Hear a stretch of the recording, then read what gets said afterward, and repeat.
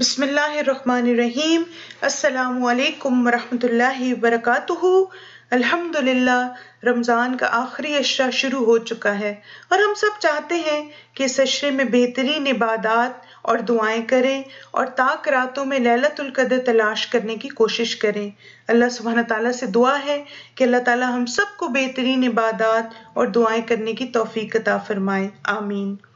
آپ کے لیے کچھ ٹپس اور گائیڈ لائنز ہیں کہ رمضان کے آخری عشرے میں کس طرح خود کو پروڈکٹیو رکھیں، کیونکہ کہا جاتا ہے کہ اگر آپ کسی کام کی منصوبہ بندی نہیں کرتے تو اس میں کامیاب نہیں ہو سکتے۔ نمبر 1، سب سے اہم بات اخلاص ہے۔ اللہ تعالیٰ کے لیے اپنی نیت کو خالص رکھیں اور ہر تیاری اور عبادت کا مقصد اللہ کی رضا اور اس کی خوشنودی اور آخرت میں اعلیٰ مقام حاصل کرنا ہو۔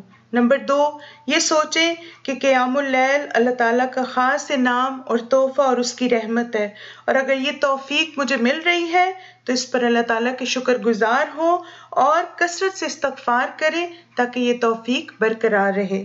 نمبر 3، دن کے وقت قیلولہ ضرور کریں، یہ آپ کی رات کی عبادت میں مددگار ثابت ہوگا۔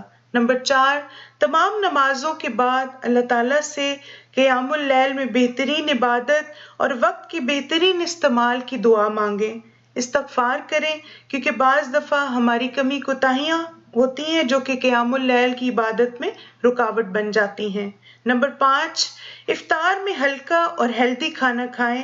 بہت زیادہ کھانا یا ہیوی کھانا آپ کو عبادت کے وقت سست کر دے گا۔ نمبر 6، اپنی عبادت کا ایک ٹائم ٹیبل بنائیں، جیسے مثلاً عشاء کے بعد نفل پڑھنا، قرآن مجید پڑھنا، استغفار، تسبیحات، قرآنی مسنون دعاؤں کی کتاب سے دعائیں پڑھنا، اپنی ذاتی دعائیں مانگنا، لیکچر سننا، اچھی کتابیں پڑھنا۔ جس طرح آپ ان کاموں کو کریں گے وہ سب لکھ کر اپنا ایک ٹائم ٹیبل بنا لیں، اس سے انشاءاللہ آپ اپنے وقت کو بہترین طریقے سے استعمال کر سکیں گے۔ نمبر 7، عشاء سے پہلے غسل کر لیں، اچھے کپڑے پہنیں، مسواک کریں اور خوشبو لگائیں اور عبادت کے لیے خود کو تیار کریں۔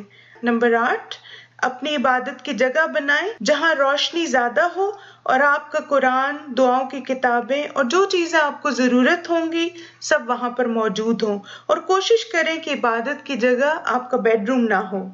نمبر 9، عبادت شروع کرنے سے پہلے صدقہ کریں اور نیت کو اللہ سبحانہ تعالیٰ کے لیے خالص کر لیں۔ نمبر 10، نیند کا غلبہ دور کرنے کے لیے چائے یا قہوہ پی سکتے ہیں۔ خود کو ہائیڈریٹڈ رکھیں، پانی پیتے رہیں، اس سے نیند کا غلبہ نہیں ہوتا۔